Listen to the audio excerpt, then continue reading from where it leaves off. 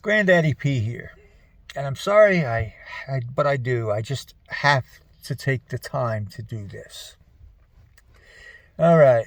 Yesterday, All K-Pop put a nice little article up on their site about YEA and her imminent return to the industry. The pictures were nice. They talked about them. But again, then they went in and as they always do, they mentioned her previous scandals, plural. Now, and of course, the netizens who made comments on the article also talked about the previous scandals, plural. And they talked about them as if they were actually factual. Now, I'm going to take a moment and, to the best of my ability, speak on these so-called scandals. So here we go. First up, the very first one was the very year YEA debuted in 2013, 9 years ago. And it was that she had basically a complete overhaul, cosmetic surgery, and that's why she looks the way she looks. Well, I don't know how many times we have to say this. That particular so-called controversy was debunked basically from day one. But every time something new comes up, supposedly, they bring it back. And they use a picture of a girl basically in middle school named YEA. And there's a minor resemblance to the real YEA. The problem is, the photo of the YEA they use is not YEA. How do we know this? Because YEA posted online pictures of herself at the same time frame. It's not the same girl. Debunked. But nobody, because it's YEA basically, chooses to believe it. Even though it's factual, it doesn't matter. They bring it back. They bring it back. They bring it back again and again and again. All right. Number 2. What was it called? Academic fraud. And they're saying that she says she went to Spain and graduated a university there in Spain. And unfortunately, she's never said that. What she did say was she went to Spain to study. And that's an obvious fact because the girl is fluent in Spanish. Fluent. She did indeed go to Spain and study. But she has said countless times, because she came home to check on her teeth, their orthodontist, and she was found by an agency while she was walking the streets, that her activities in the entertainment industry precluded her graduating from any university in Spain. So she didn't. She said it over and over and over and over again. But every time somebody has an idea that she's involved with a controversy, it comes back. False as the get-go, but it comes back. Next, bullying in school. School bully. YEA is a school bully. Well, you know what? No one ever came forward. You know why? Because the post was one.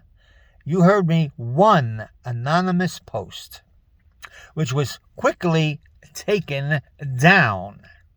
No one ever came forward to say that YEA bullied me. No one. Okay? The only people who did come forward were people who defended her and said, by the way, she actually fought against bullies in school. She was not one herself. That's it. The only people who ever came forward were defenders. People, accusers, there was only one, anonymous, never came forward. Never, never, never. Debunked. Next. YEA is mean to her staff. Well, you know what? There's not one staff member who ever came forward and said she was mean to me. Not one. The only staff members who ever came forward are the ones who said how wonderful she is. All the actors and actresses who have worked with her have said the same thing. No one has ever come forward and said, yes, she was mean to me. She did this and she did that and she did the other thing. Not a one. Not a one. And that leads us pretty much to, I guess, the last one. The one with Kim Jong-hyun. You know, the texts that were shown by Dispatch. Well, isn't that interesting? Dispatch, you know, the very same company that's in the pockets of YEA, that Dispatch. Now, they only showed, like 3 or 4 texts and long conversations that went on daily between the two. And they only showed the ones that make YEA look particularly bad. They failed to mention that all of those texts, that conversation, that long conversation, was in fact initiated by one Kim Jong-hyun. He was the nut job who wanted no skinship. He was the one who did that. She responded in kind. Of course, she was filming a movie. By the way, it was Recalled, which came out later. And obviously, she didn't partake in those requests. And he had come out later and said that she was not responsible for his behavior on the set of his drama. So, what do you want? Why is there even a scandal here? He's a grown man. She's a grown woman. They were together for a short while. They had issues. They talked at each other. And of course, we only show the bad texts from YEA, not from Kim Jong-hyun. Isn't that freaking interesting? And the very final one, actually, there was one more, had to do with where her mom and dad lived. She visited. There wasn't much parking. She parked her car just like everybody else parked their car.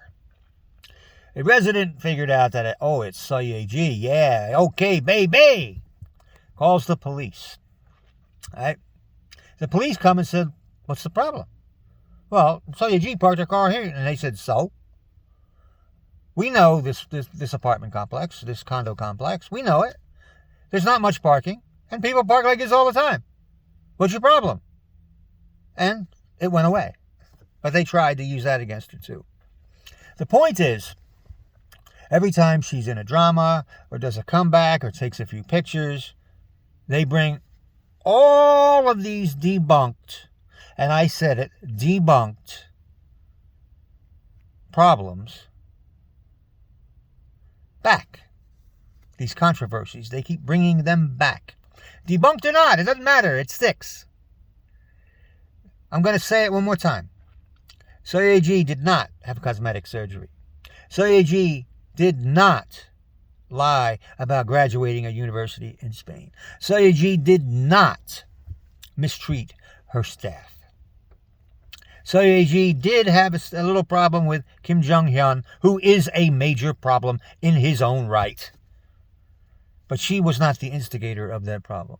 And finally, YEA did not have a parking problem with some clown in her parents' condo parking lot.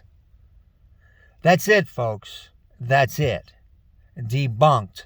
Fini. Over. Leave the girl alone and let her come back and shine in the industry that she's so good at. Granddaddy P, signing out.